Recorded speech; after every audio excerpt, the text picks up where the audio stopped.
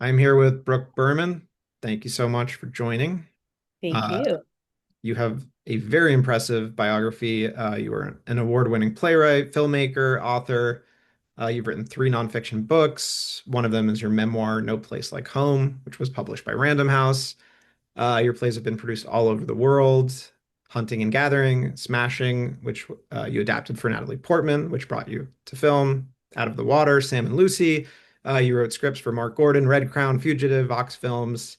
You started making shorts in 2013, Mhm. and you made your feature directorial debut, Ramona at Midlife, uh, recently, a couple years ago. Yeah.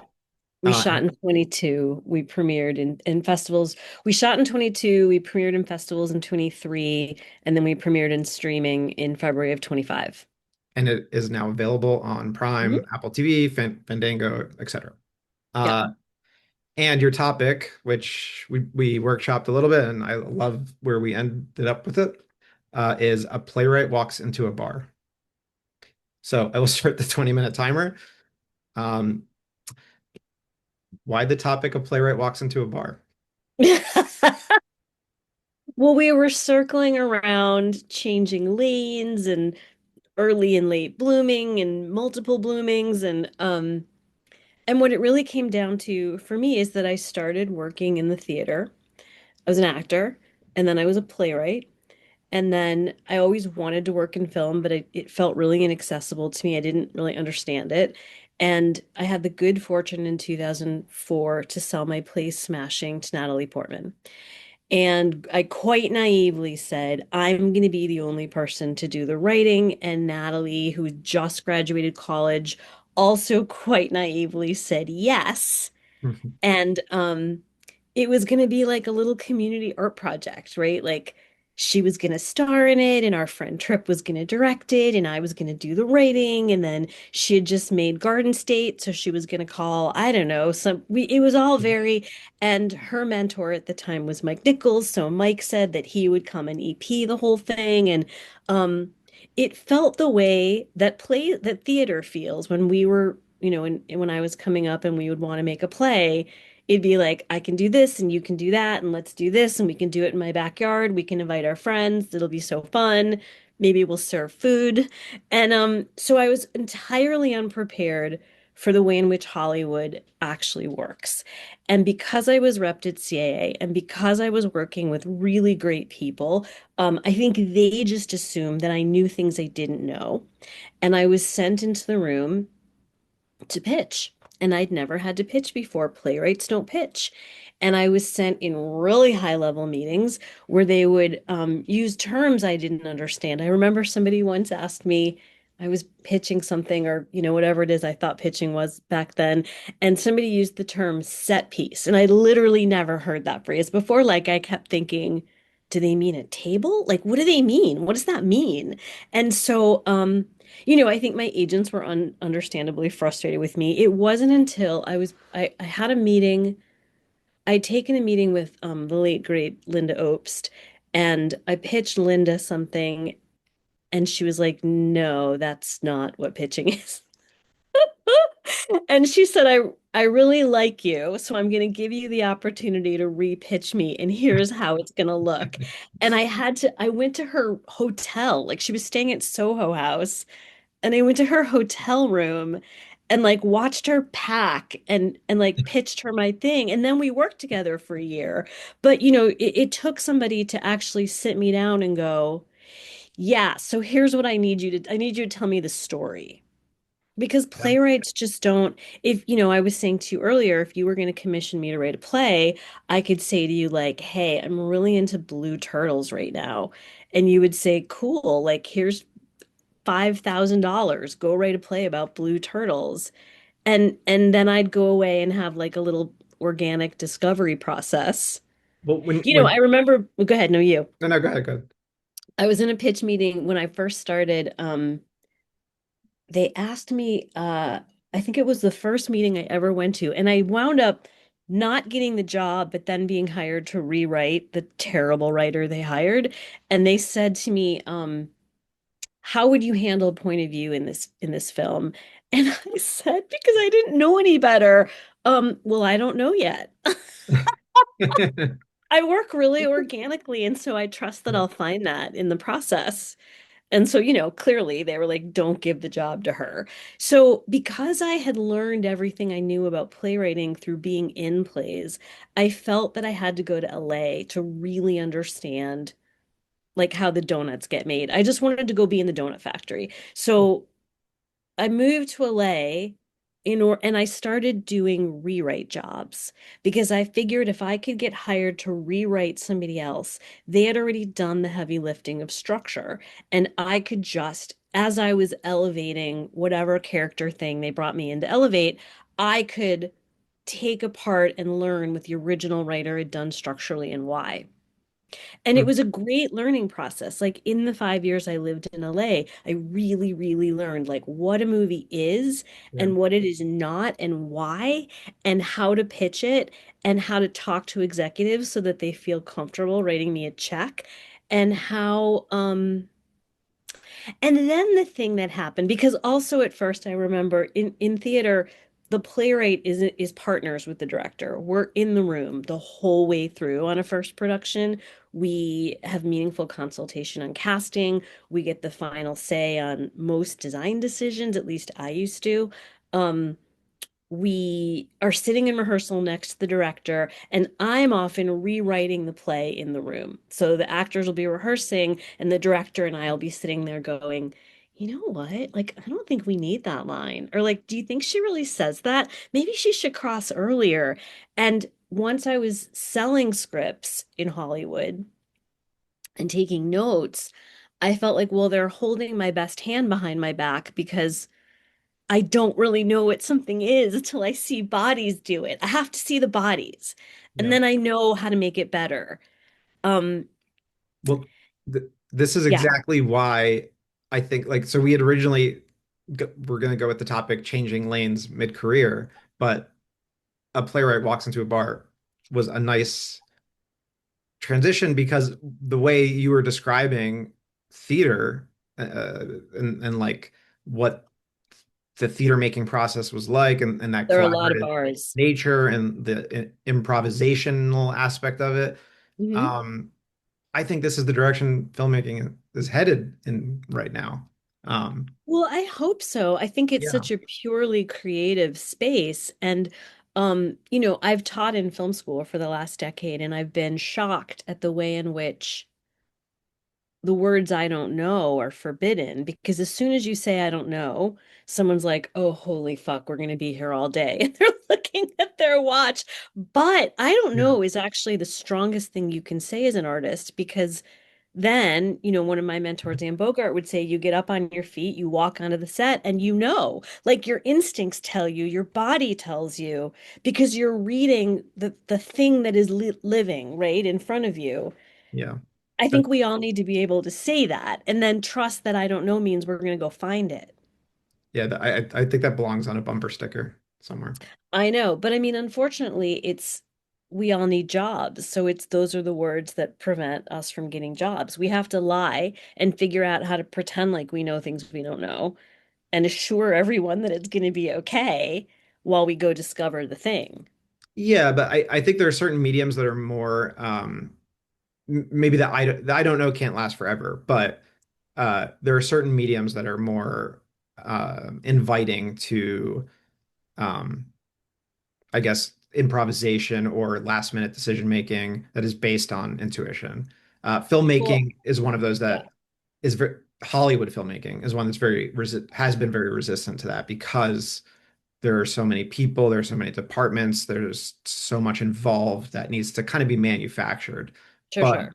um, independent filmmaking has obviously always been different. But I think it's, non-D, if this really becomes a movement, I think part of its DNA is going to be like a structural change to embracing intuition as part of Well, filmmaking. I will tell you a couple of things. Number one, we shot Ramona at midlife in 15 days. So we were doing 7 pages a day. So I don't know, didn't actually mean we're going to sit down and stop.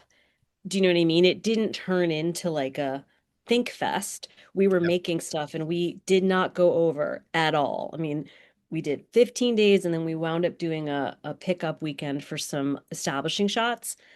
Um, so it doesn't, so the that intuitive piece doesn't mean that you're not moving at a pace.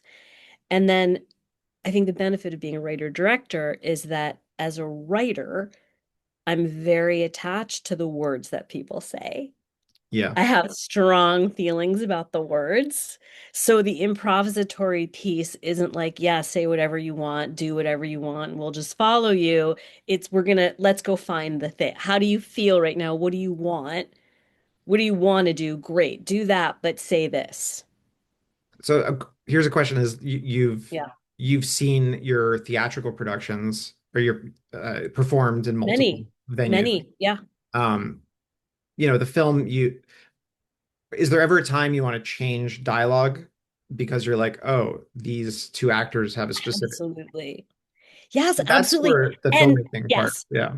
And more than that, yes, 100% what you're saying. And then also the two leads in Ramona at Midlife are actors that I've been working with for 20 years. So there are moments when if I trust an actor, Yeah. part of the joy of it is saying, yeah, what do you think about that line? How do you want to say that? What Yeah. do you really want to say? Yeah. And yeah. Yeah, no, I think that collaborative nature is just we're gonna see more and more of that. I know you had said that like before Ramona, you were working on trying to get a much bigger film made. Um, Mm. it sounds like though things have worked out in the way that you would have wanted them to, because it seems like maybe that bigger production, bigger budget, less flexibility to have that kind of intuitive control. No, I don't think so. I mean, that bigger budget wasn't weird and massive and huge. Yeah, It was, our budget was 1 million. yeah. And it was 1 million because we were going out to really high level talent. I had an incredible executive producer. Laura Lewis was on that film. My producing partner for that film is now a playwright. She's brilliant. And so I think it would have been a similarly creative, maybe flexible thing, but in order to get $1 million we would have needed a movie star, and we spent 2.5 years making offers to movie stars, and the whole time my husband kept saying, what are you doing? Like, why don't you just make a film? I made my first short for $10,000. So, and it went to festivals and it did really well and I'm super proud of it, but like, yeah, so he kept saying, why don't you just make something with our friends for nothing? And when the pandemic happened, I remember I was listening to Mark Duplass Mhm. on somebody's podcast talking about, his infamous cavalry isn't coming speech. And I was walking across the Pulaski Bridge and I thought, holy fuck, he's right. And like we had just made our last offer on the film was called Polly Freed. It was an adaptation of one of my plays. And we had made an offer to Jenny Slate and then found out she was pregnant and not going to make the movie. And then the pandemic happened and no, everything got shut down. And I thought, well, what am I doing? Like I'm gonna be 50. Like, what are we talking about? And so I sat down in the pandemic. I wrote a movie that I could make for as cheaply as possible with my friends. And that's what Ramona was. And I got a lot of my locations donated, and incredible actors came and worked for scale. I had a former student as the DP. Like it was brilliant. But it was really like the spirit was, let's all throw down and make something. Yeah, I mean, and that is what I guess we are collectively calling non-D, non-dependent. Like that's what you did. You were a Yeah, pioneer of modern non-D filmmaking. But that's the distinction I think between the $1 million budget and what would be considered like a micro budget film. Um, totally. uh, And I have to say, it yeah. felt a lot like being a playwright because what I learned making the short is that the playwright cinematographer or the director cinematographer relationship and the director editor relationship was what I loved so much about the playwright director relationship. Hmm. Yeah, that's interesting. Um I guess I'm trying to think. We take our last 6.5 minutes. Yeah. I think you know. Do you? are you like, what do you want to be doing right now? Both theater and film, or are you leaning toward Yeah. one? No, Both? no, no. I wrote a play last summer that I really love. I haven't, I've been, playwriting is like, it's crazy ageist. So, as a middle-aged, mid-career woman, I mean, no one's like knocking down my door right now, but like I love the theater and I love working and I don't want to direct my plays. I love working with theater directors. I love it so much. I have three or four theater projects I've developed in the last 5 years, one of which is brand new and I love it and I'm excited to work on that. Um, I'm about to go shoot the movie that I wrote for Mark Gordon 15 years ago that never got made, which is Wow. basically why I'm a director. Because there was this one moment when my development executive said, I'd know how to set this up if you wanted to direct it. And I was like, oh, no, no, no. And then that haunted me because the movie never got made.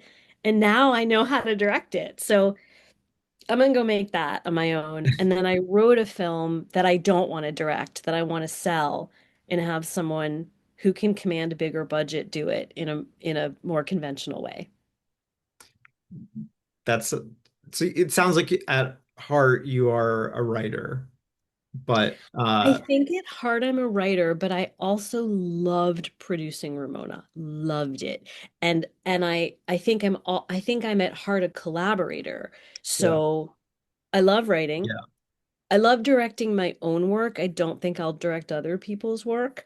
Um, I also am comfortable writing things that other people direct, but I want to be involved in the production because I have strong feelings about how things get made. And then I don't love what killed me about Hollywood is selling a script, turning it in, and then watching it go away. Like I want to see it live in the world. And I am so obstinate about getting these stories into the world. Like, I'll do it for you. I'll do it for my work. I'll do it for your work. I'll do it for everyone's work in Film Stack. I want us to all get our stories out. Yeah. Yeah, I mean the community is amazing. But I think it's the way that you talked about theater and and the camaraderie, the vibe, like you know, your face lit up. Like I could tell like this is such a joyous experience for you. And filmmaking isn't always like that, but Mhm. uh I think we're now trying our best to make films that way. At least this community is. And I you hope you have so. insight from the theater world that you must have applied to Ramona, and that I imagine you could sort of share. I mean, I would hope so. When I was shooting Ramona, I remember feeling like, even on the hard days, like I've been preparing for this job my whole life. Hmm. And it was really satisfying because I grew up working with actors. I went to graduate school at Juilliard. I sat in on all the acting classes. I trained with directors. I sat next to some brilliant directors in the theater talking about what we saw and how our tech process in theater is a lot like post. We have this week where we put all the technical elements on the play, and that's what post felt like.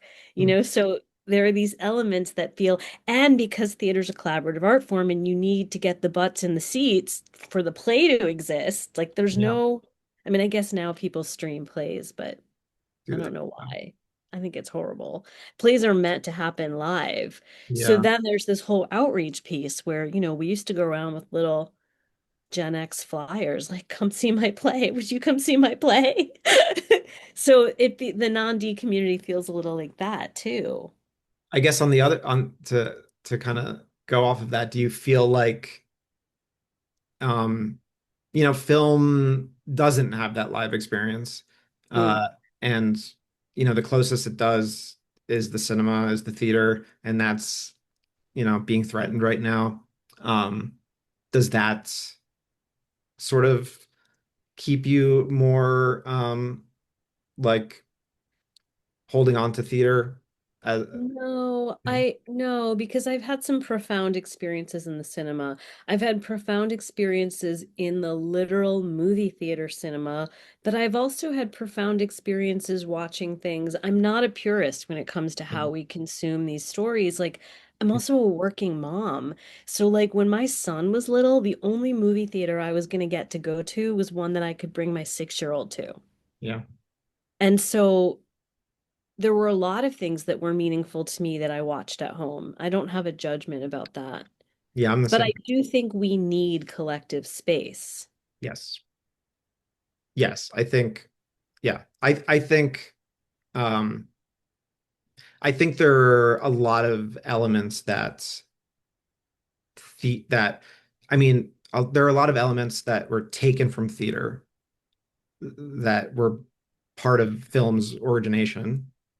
And I think it's gone in such a different direction that it's Mm. now time to maybe actually look back at what is the origin of film. Yes, it's Yeah. the photography element, but it's also a theatrical experience that When uh, I was yeah. quite young, like probably a college student, I heard an avant-garde theater, like outside, like downtown theater rebel say, when did we let our theater become their business? Hmm. And I think film, certainly Hollywood film, has always been their business. So the question then is, how do artists monetize what we do so that we can live as artists? I don't know if you were in Ted Hope's show and tell Just there. webinar the other day. Yeah. Yeah, I was really moved when Ted talked about how important it was for filmmakers to monetize our time and our contributions and to get paid to promote our films. I mean, like light bulbs went off in my brain. But at the same time, we still need to be in the center of that business. So it can't be that we're reliant on whatever comes up in place of the studio system to introduce us to each other. I mean, I Yes. remember in Hollywood, my agents would say, like, who do you want to meet? And I would think, but I already know all that. Like, I went to Juilliard, I know these actors. Like, they have done my work. Like, Michael Chernus and I were roommates. Like, I don't know, who do I want to meet? Val Kilmer, he went to Juilliard. Like, like the artists in New York all knew each other. So we would go and make our work together. And then we would bring the producers in to go sell the work. And in Hollywood, it was a reverse. The agencies are in the center of all of it. And that's why they were getting money packaging. Like they would introduce me to you, and then they would attach that person, and then that director would come in, and then that producer, and it would all go through a central sort of business infrastructure, Yeah. which is amazing. I mean, my life was really easy in that moment, but I think artists have to be at the center of the business. Yes. And one thing I love about the non-D is that we're not asking anyone to come in and save us. We're getting inside of distribution. We're getting inside of marketing. We're getting inside of micro cinema. We're getting inside of how the films get made, where they get shown, and how we talk about all of it. And then we can have business partners 100%. Yeah. We did hit our 20 minutes, but Okay. I want to like kind of just linger on this for a moment because people who I don't know when this episode will come, but so many of my interviews are about making film a sustainable ecosystem, and I think just everybody is really thinking about it and thinking about every part of it and how to make it truly non-dependent. And it gives me a lot of optimism that everyone is really on the same page in that regard, that we need a sustainable ecosystem. Totally. We're figuring out little things, and certainly, you making Ramona is like a great example of like you we you can make a film with less than you think. Yeah, A lot of us are that's realizing right. that. I went through the That's same right. thing. Like, that's a big step. And the one interview I just want to like one thing that really stuck with me that someone said recently is like risk taking is it's like part of the DNA of any meaningful creation process for an artist. Mm. And like Hollywood, even what we've once looked at as like independent films, they've just lost all risk tolerance. And we then kind of created this like the starving artist. They're like, you know, the artist has to take on all of their risk. Um, Mm. but I'm seeing a shift in um, I'm sorry if this is like a little bit tangential, but I think it connects. I'm starting to see a shift in mentality where we are starting to look at risk taking. Maybe this comes back to like theater. I don't know. We're looking at risk taking as an integral part of the process and therefore communal, and therefore not as um, failure. Little failures are like embedded in the structural system that we're going to create. I don't know if that quite makes sense, but that's sort of Yeah. what I've been hearing a lot of, and I think it's really Well, important. yeah, And I would agree. It's also the difference between investing in an artist's career as opposed to investing in a single movie. yes, I yes, mean, Ted was also saying it's not about this film, it's about a whole bunch of films. It's about the way that all of these films are connecting to the culture. It's about a larger zeitgeist in the culture. It's about a slate of films. It's about, yes, exactly. And I think we are going to figure out like actual economic systems that are going to share that risk taking. Um, I mean, that would be amazing. That there, would be so because people are hungry for stories. They are. They always are. yeah, Storytelling isn't going to go away. yeah, and the best stories require some risk. I And tell my students when people tell you the industry is a dumpster fire, I want you to light up and smile and say, "Isn't that great? There's room for me." that that's the perfect like a playwright walks into a bar. That's what you discover at the bar. So, And well, that you is discover other people at the bar because circling back to the bar, when yeah. I lived with Michael Chernus, he used to do this thing called Mondays with Chernus, and we would all go to this one bar, the East 4th Street bar across the street from New York Theater Workshop every Monday night, and you'd see the whole community there, the actors, the designers, the writers, the directors. We'd all just be in the room together, and so many projects got born Hmm.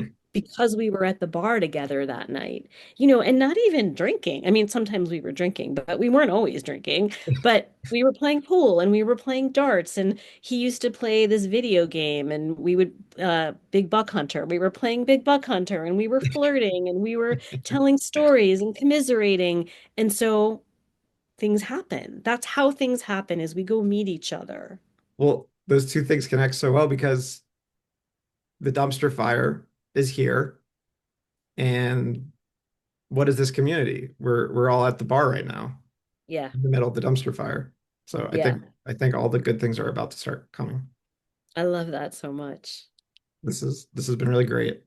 Thank you so Yeah, much. same. Thanks for asking. Thank you very much for coming on, and yeah, we'll talk All right. soon. Take care. Take care.